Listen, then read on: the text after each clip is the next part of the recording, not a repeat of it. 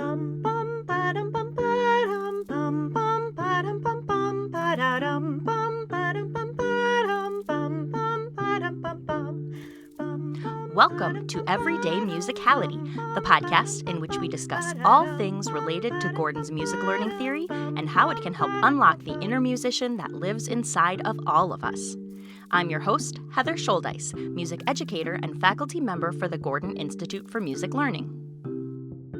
In this episode, we focus on bridging to the creativity improvisation level of inference learning from the aural level of the skill learning sequence. Hello and welcome to the Everyday Musicality podcast. My apologies that this episode is coming a week later than expected. My daughter's 6th birthday was earlier this month, and both sets of grandparents came to celebrate the weekend when I would have been scripting and recording this episode, so I decided to push things back a week. Also, just a heads up, this will likely be my last episode of 2021. I need to spend some time wrapping up some research and writing projects over the next few weeks before my family's on winter break, so I'll be taking some time off from the podcast in December. But don't worry, I'll be back in 2022 with more episodes and conversations about MLT. In the meantime, if you have any suggestions for MLT-related topics you'd like to hear about, or any other ideas for this podcast, please feel free to send them my way. You can email me at everydaymusicality@gmail.com. Also, just a heads up before we dive into today's topic, I've decided to wrap up 2021 and kick off 2022 with a great giveaway from sponsor GIA Publications. So be sure to listen through the very end of this episode when I'll talk about what that giveaway is and how you can enter. In today's episode, I'm going to wrap up our mini-series of episodes on aural learning by talking about bridging from the aural skill level to the creativity improvisation level of inference learning. If you're newer to MLT and haven't already listened to the 4 episodes prior to this one, I'd suggest going back and listening to those first. In those episodes, which were episodes 33 through 36, I gave an introduction to the aural skill level. We focused on specific tonal and rhythm skills that can be learned at the aural level. And then I talked about bridging from aural to generalization, which is the first level of inference learning. So now let's get into bridging from aural to creativity improvisation, which is the second level of inference learning. At the creativity improvisation level, students use their audiation and the skills they've learned by rote in discrimination learning to come up with their own musical material and express their own musical ideas. So you can tap into the tonal and rhythm skills that students developed at the aural level with a particular type of content by giving them opportunities to create with that content at the creativity improvisation skill level. Remember that we call this type of movement bridging, when we temporarily jump from a discrimination level of learning to the corresponding sublevel at inference learning. So in the previous episode, we talked about bridging from aural to the aural sublevel of generalization. Generalization is the first inference level, and it has 3 sublevels: generalization aural, generalization verbal, and generalization symbolic. Now, I know this sounds like a lot of jargon, but the important thing to remember is that generalization is simply not telling students the answer. So when we bridge from aural to generalization aural, we ask students to figure out something unfamiliar using neutral syllables. When we bridge from aural to creativity improvisation aural, we ask students to create something using neutral syllables. That's it. So let's look at the 3 main ways that students can engage with creativity improvisation aural, which are rhythmic creating, tonal creating, and melodic creating. First, let's look at rhythmic creating. Rhythmic skills developed at the aural skill level provide readiness for rhythmic creating because they help develop the rhythm audiation and pattern vocabulary necessary for students to create in a way that makes rhythmic sense. I talked about those rhythmic skills learned at aural back in episode 35, but as a quick reminder, the main skills learned at aural rhythmically are moving to and chanting macrobeats and microbeats on neutral syllables, and echoing rhythm patterns on neutral syllables, as well as recognizing where rhythm patterns occur in familiar repertoire. At the Aural sublevel of creativity improvisation, the primary rhythm skills developed are creating rhythm patterns on neutral syllables and creating rhythm patterns to accompany or replace parts of songs or chants. Once students are audiating macrobeat and microbeat and have developed a vocabulary of rhythm patterns on neutral syllables of a particular function in a particular meter at the Aural level, they can use those skills to create rhythm patterns on neutral syllables. This could involve students either creating a new rhythm pattern on neutral syllables or creating a different rhythm pattern in response to a given rhythm pattern on neutral syllables. One way that I like to do this is through rhythm conversations. Start by performing a song or a chant to establish the tempo and meter, then model chanting a rhythm pattern on ba and then a different rhythm pattern in response. You could ask the students to identify whether those two patterns were same or different using the hand signs that I talked about in the last episode, and then explain that what you were doing was a rhythm conversation because the two rhythms were different. Just like we say different things back and forth with someone when we have a conversation in language, in a rhythm conversation, we say different rhythms back and forth. Then I like to model creating sets of different patterns on neutral syllables a few more times before asking the students to try it. There is great power in modeling for students. I find that they have much greater success with creating and improvising if I model the skill first rather than simply giving verbal instructions. You could just tell the students, say a different rhythm pattern from me. But modeling a few times helps students understand the concept because it lets them experience it. It also allows you to model a wide variety of rhythm patterns. I've noticed that if I don't model first, a lot of students will simply use what I call the default pattern. In duple meter, that default pattern is usually ba, ba, ba, ba, ba, because they've heard it a bunch of times. If you notice a lot of students reverting to that default pattern or some other default pattern, try modeling other possibilities first. It could also mean that your students aren't quite ready yet, that they need to develop a wider vocabulary of rhythm patterns at Aural to draw from. So now going back to that rhythm conversation example, I would model the concept a few times. Using puppets works well for this because it shows the back and forth nature of creating those different rhythm patterns back and forth. Next, I would ask the students to create a rhythm pattern on ba in response to mine, and I would give them a few opportunities to try creating as a group. So I would chant a pattern on ba to the class, and they would all simultaneously respond back with their own rhythm pattern on ba. Then I would move to giving individual students an opportunity to engage in a rhythm conversation with me by creating rhythm patterns on neutral syllables. You can do this simply by gesturing to individual students, or you could actually pass the student a puppet to use when creating their rhythms. This is great for students who may be hesitant to respond in solo because the puppet provides a distraction, and it also makes it feel less personal because they're making the puppet talk.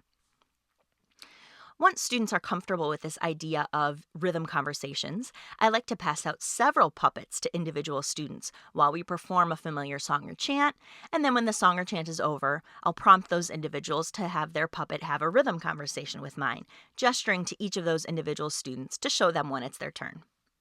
Googly eye puppets work great for this because they're small and relatively inexpensive, so you can pass out a bunch at once pretty quickly. You can get some really cheap ones on Amazon in a big pack, but I like the ones that you can get from a website, onewaystreet.com.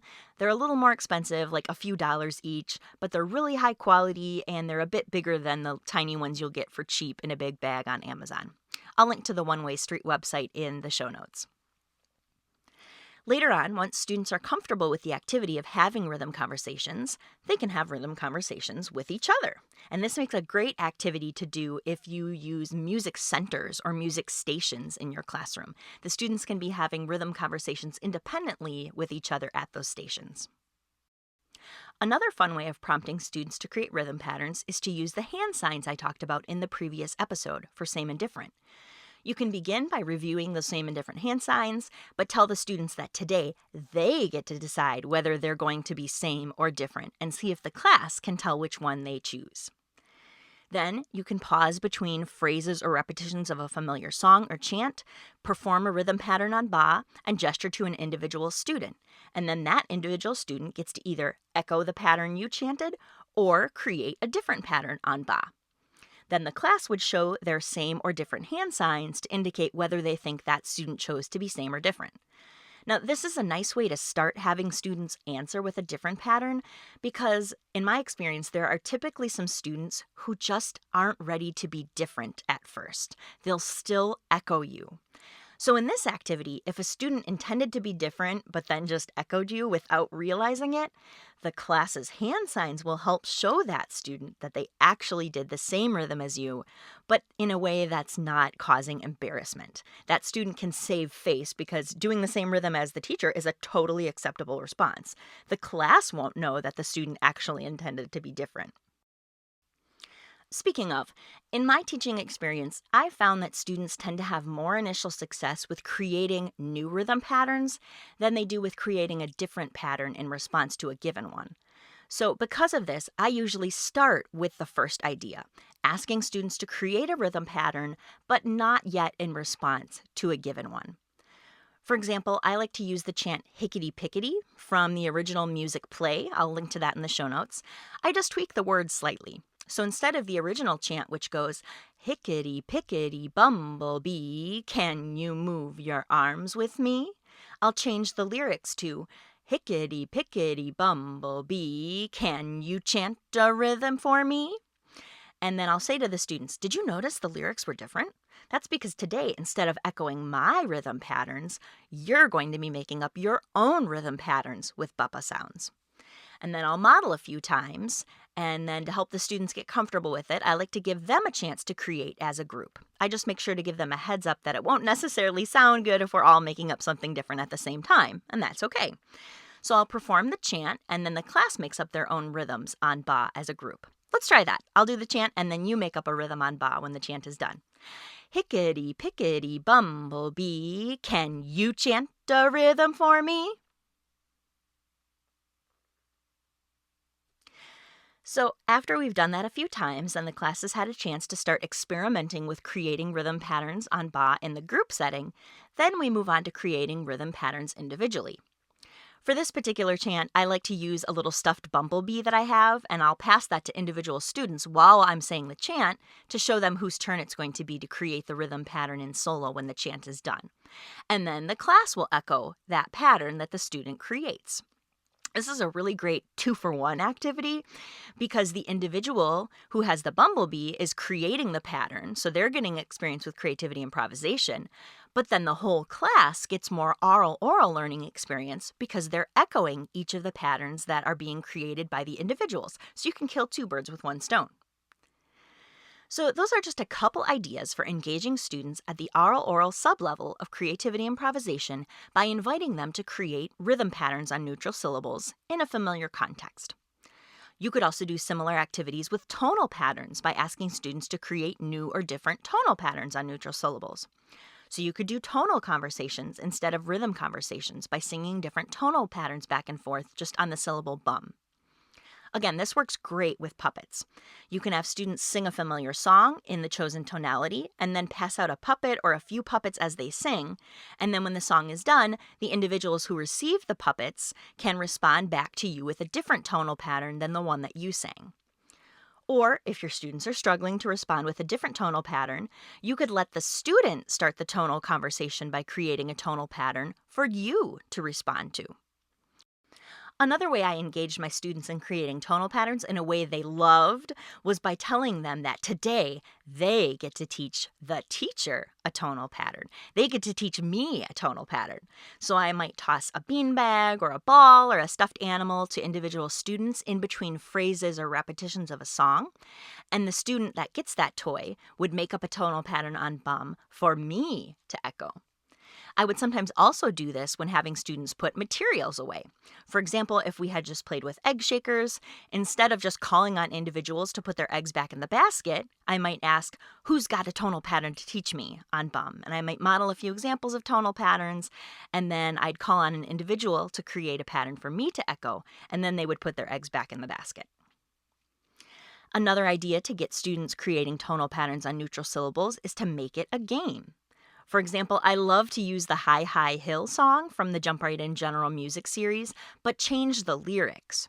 So first we play the game that uses the original lyrics, which goes, "There's someone standing on a high, high hill, I wonder who it could be. There's someone standing on a high, high hill who's echoing me." And in that instance, the student on the pretend hill at the end of the song would echo my pattern, like I might sing, "You-hoo-hoo," and they would sing it back. Or I might sing, "You-hoo-hoo," and the student on the hill would echo. When the students were ready to bridge to creating tonal patterns, I would just change the lyrics. "There's someone standing on a high, high hill, I wonder who it could be. There's someone standing on a high, high hill who's singing for me." And then the student on the pretend hill at the end of the song would make up a pattern like "you-hoo-hoo" or "you-hoo-hoo," and then the class would echo the pattern sung by the student on the hill. In this instance, we would still be using neutral syllables because yoo-hoo has no musical meaning. So there's lots of different ways you could get students creating their own tonal patterns in a game like that. Another way you could prompt students to create tonal patterns or rhythm patterns is to create patterns to use in replacing a familiar pattern in a song or chant that they've already learned. For example, you could take a song or chant in which you'd previously taught students to recognize where a familiar pattern happens aurally, and you could ask them to create a new pattern to perform in its place. You could also ask students to create a pattern to use as an accompaniment for a song or chant. There's an example in Jump Right In the General Music Series Book 4 with a song called "Boy, I'm Gonna Get Stuffed with Food," in which students create a rhythmic ostinato using something they might eat at their Thanksgiving dinner as the text, and then they chant that rhythm pattern as accompaniment for the song.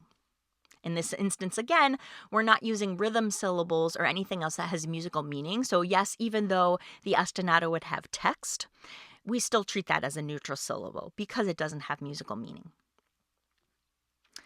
Finally, you could also engage students in creating melodically. If students are somewhat comfortable creating tonal patterns and creating rhythm patterns on neutral syllables, they should be reasonably ready to create in both dimensions simultaneously through melodic creativity. One easy way to do this is through creating question and answer phrases. Just pick any familiar tonality and meter and model creating two antecedent consequent phrases on neutral syllables, like this. Ya-da-da-da-da-da-dum. Listen to my phrases, please. Ya-da-da-da-da-da-dum. Ya-da-da-da-da-da-da-dum. Here's another example. Ba-da-da-da-da-da-dum. Ba-da-da-da-da-da-da-dum. Then I explained to the students I was singing two phrases. The first phrase was like a question, ya-da-da-da-da-da-da-dum. And the second phrase was like an answer, ya-da-da-da-da-dum. I might model a few more times, and then I would ask the students to silently audiate an answer phrase to my question phrase a few times. Let's try it. I'll sing a question phrase. Your job is to just think an answer in your head. Here I go. Ya-da-da-da-da-dum. Let's try another. Ya-da-da-da-da-da-da-dum.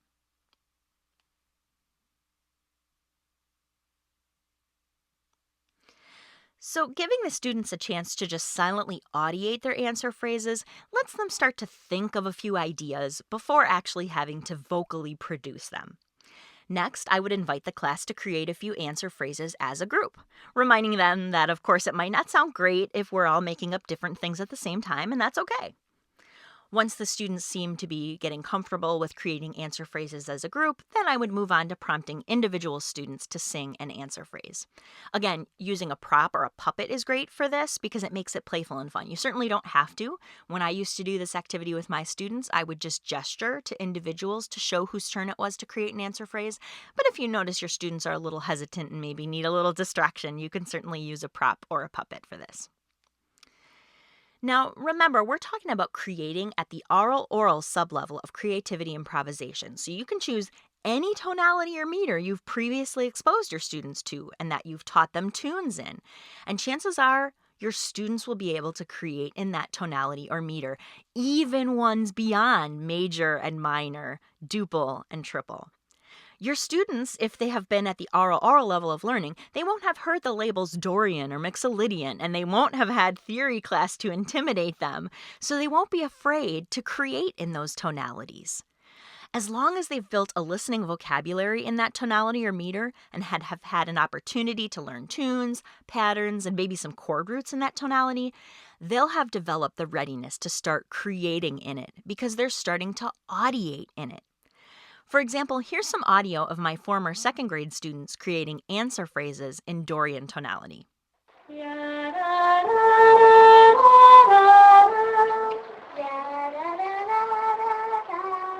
Cool, I love it.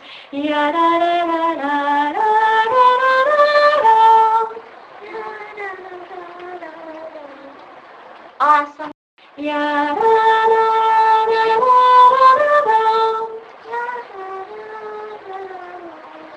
Awesome.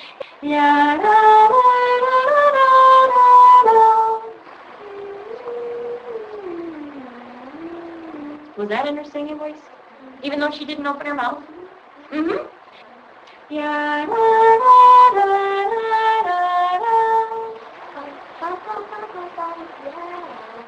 Neat. Now again, we hadn't previously ever labeled or talked about Dorian tonality because we hadn't gotten to Dorian tonality at the verbal association skill level, but we had sung songs in Dorian. I had provided the students with some opportunities to echo tonal patterns in Dorian. Maybe we even learned some chord roots in Dorian, and they were starting to audiate in Dorian. Even though they didn't know it was called that, they were audiating in the context, and so they could create in the context. Also, I have a video on my YouTube channel of some first grade students creating tonal patterns in Mixolydian tonality, and then some second grade students creating melodies in Mixolydian tonality. I'll link to that in the show notes, but here's a little bit of the audio. When he's hungry, he'll sing anything. Bum, bum, bum, bum, bum, bum, bum.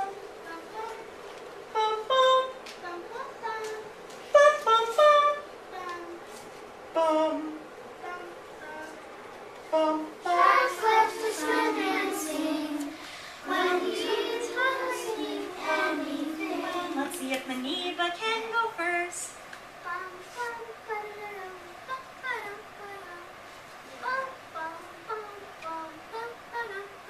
Cool.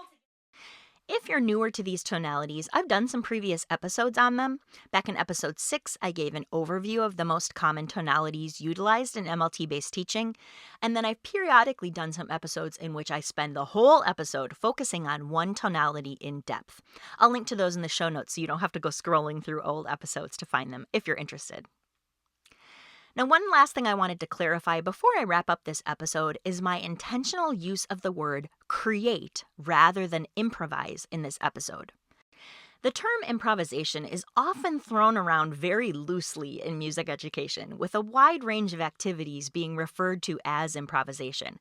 For example, some teachers might set up a barred instrument like a xylophone in a pentatonic scale and let the students just mess around on it, and they call that improvisation. Now, I'm not saying there's anything wrong with that activity. That can be really valuable to let students mess around on instruments. But in music learning theory, we would call that exploration, exploring on the instrument to see what sounds come out. In music learning theory, it wouldn't be improvisation if the students didn't make the sounds intentionally. Improvisation is intentional and purposeful, whereas exploration is more of that messing around and seeing what it sounds like. Also, in MLT, we use the term improvisation in a very specific way. In fact, both the terms creativity and improvisation have very specific meanings in MLT. The way we use it in MLT, the term improvising involves explicit restrictions that are imposed externally. For example, if we labeled chords in a certain harmonic progression in a certain tonality and asked students to sing their own melody over that progression that we had labeled, that would be an improvisation task because the chord progression would be an external restriction that is specifically stated for the students. Creativity, however, does not involve explicit external restrictions. Instead, when a person creates, the only restrictions are those that the person internally imposes on themselves through their audiation. Examples of creativity tasks might include chanting a rhythm pattern on neutral syllables and asking students to chant back a different pattern, or singing an unfinished melody and simply asking students to make up an ending. In these instances, you would hope that students would respond in the same tonality or meter as the prompt, but you're not explicitly stating those restrictions. Instead, the students would implicitly sense the context using their audiation in order to create a response in the same context. Now, you might have a student who's not yet audiating the tonality or meter, and they might give an exploratory response outside of the given context. For example, if you were doing the high, high hill activity where the student on the hill creates the pattern, you might have a student that does something like this. There's someone standing at a high, high hill who's singing for me. And maybe the student goes, yoo-hoo-hoo. Not at all in the tonal context, and that would be just fine because that would show you that the student isn't yet audiating the tonality most likely, and they're not able to implicitly put that restriction on themselves. So they're just vocally exploring at this point, and that's totally fine. So in MLT, we would call that exploration. Unlike creativity or improvisation, exploration doesn't come from audiation. When students explore, they don't hear what they intend to perform before they perform it. And again, that's just fine. It, in fact, tells you something really important about where that student is at in their audiation development. And actually, in MLT, we tend to think of exploration, creativity, and improvisation as existing along a continuum rather than being three separate and distinct skills. There can be gray area in between them. So in the example of high, high hill, if a student was able to sense the tonal context and respond with a tonal pattern that fit the context, that student would be creating because they would be sensing the context implicitly through their audiation. If we wanted to move over a bit on the continuum, away from creativity and more towards improvisation, we might ask the students to sing a pattern in major tonality. If we wanted to move all the way over to improvisation on the continuum, we might ask the students to sing a major tonic pattern. In this case, we would be giving an explicit, externally imposed restriction. Now, notice in the examples that I've given throughout most of this episode, I've used the verb create rather than improvise. This is mainly because we've been bridging from aural, and we don't use tonality, meter, or function labels at aural. We don't use those labels or solfege until the verbal association level. So without those labels and the syllables, it's harder to give explicit restrictions. So that's why most, if not all, of what we do when we bridge from aural to creativity, improvisation, aural is creating rather than improvising. I'm planning on doing a mini-series of episodes on verbal association in 2022, and when I talk about bridging to creativity improvisation from verbal association, I'll focus more on improvisation rather than creativity, because we'll have those labels and syllables to use in giving students restrictions. Also in 2022, I'll talk more about how harmony and instruments can fit into all of this. I haven't talked about those things in this mini-series on aural, but both playing instruments and singing and playing in harmony can be learned at the aural level and the verbal association levels and can be involved when bridging to inference learning.